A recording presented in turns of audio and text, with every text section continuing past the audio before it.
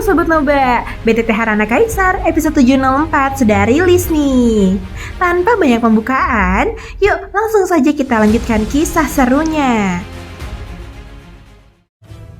Di episode sebelumnya, Shoyan mengaktifkan kekuatan roh pedang Dingmo dalam pedang Dongji, membuat pedang itu meledak dengan kekuatan hukum yang luar biasa.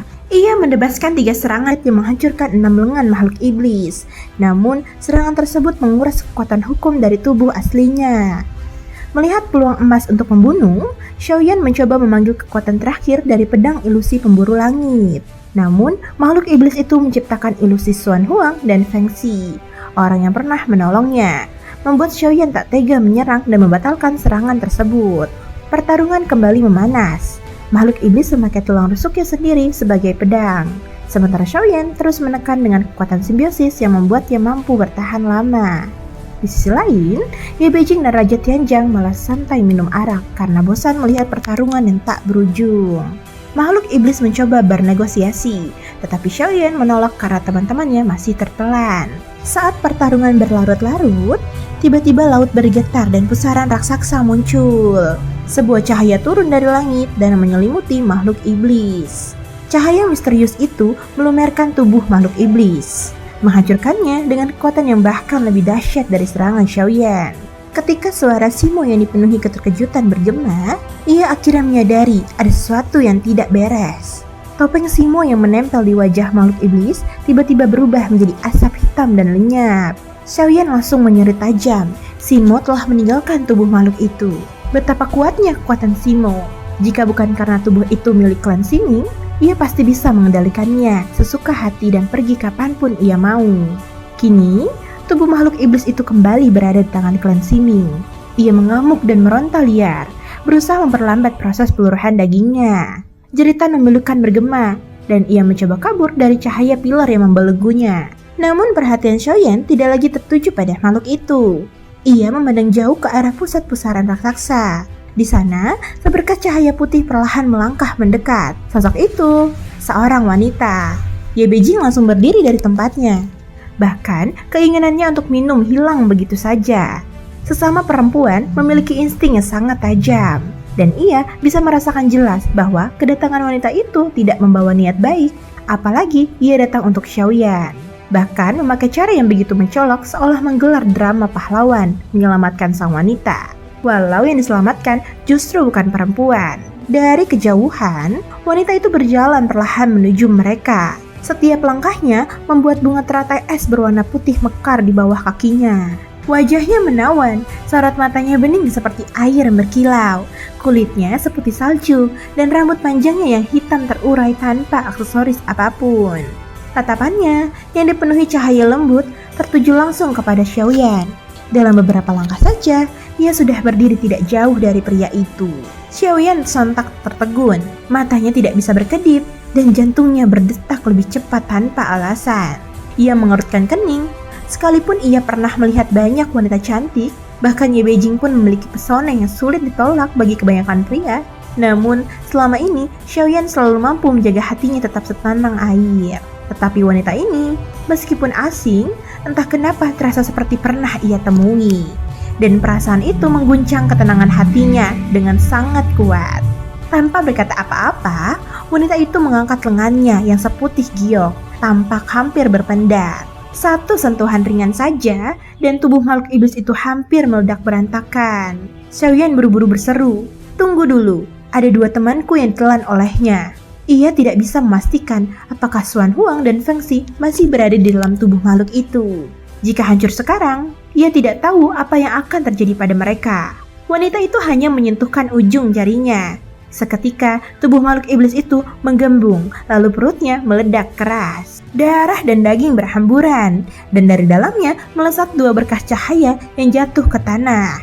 Xuan Huang dan Feng Xi dalam keadaan pingsan. Ternyata itu bukan ilusi.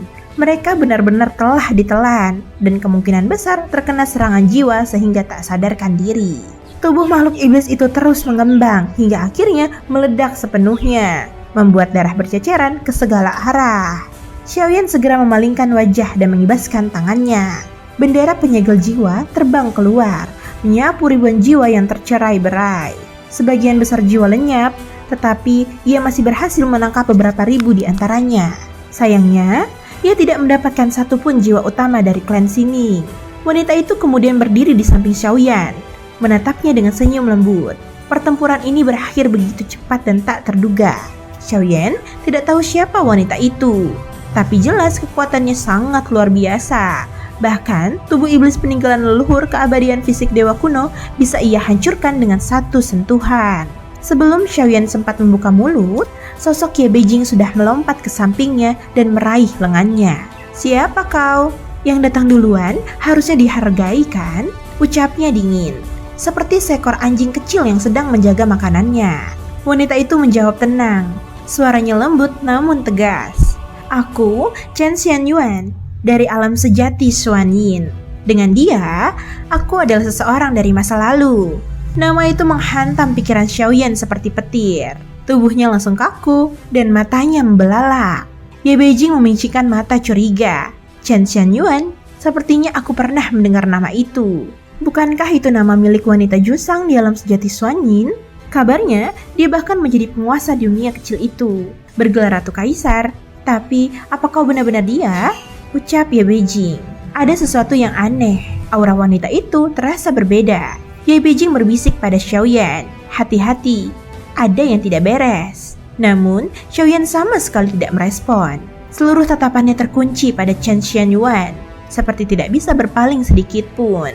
Ye Beijing menggoyang-goyangkan tangan di depan wajahnya. "Hei, jangan tertipu, dia pasti ada maksud."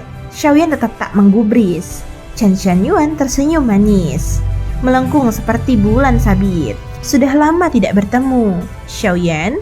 Ia mengulurkan tangan dengan lembut. Ye Beijing buru-buru menahan tubuh Xiaoyan di depan mereka berdua. Tapi Xiaoyan langsung menepisnya dan melangkah maju. "Setelah reinkarnasi, apakah kau tidak mengingatku lagi?" tanya Chen Xianyuan dengan tatapan kecewa. Xiaoyan menggeleng cepat-cepat. "Bukan begitu. Aku tidak mewarisi ingatan Jusang, jadi memang tidak ingat. Tapi melihatmu, entah kenapa aku merasa sangat senang," ucap Xiaoyan. "Itu bukan kebohongan. Ada perasaan hangat dan gembira yang muncul dari lubuk hati. Meski ini pertama kali mereka bertemu, atau seharusnya begitu." Ye Beijing hampir putus asa. Dia mengatakan, dia bukan Chen Xianyuan. Jangan tertipu. Tapi keduanya tidak mendengar apapun. Tatapan mereka bahkan seperti saling menautkan benang halus yang tak terlihat. Ye Beijing hendak mencabut rambutnya sendiri. "Apa-apaan dengan tatapan kalian?